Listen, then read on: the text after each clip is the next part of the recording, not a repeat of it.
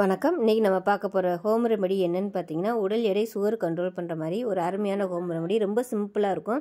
இது வந்து நைட்டு ஒரு டம்ளர் தூங்க போகையில் இதை எடுத்துகிட்டு வந்தோம்னா நல்ல தூக்கம் வரும்.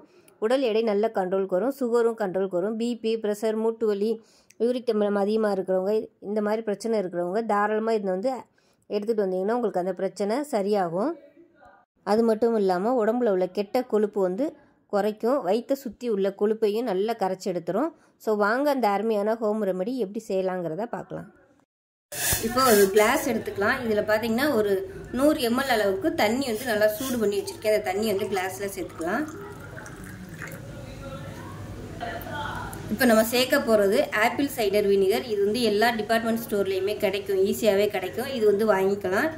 இதில் வந்து 1 டேபிள் ஸ்பூன் அளவுக்கு நம்ம இந்த ஆப்பிள் சைடர் வினிகர் வந்து சேர்த்துக்கலாம்.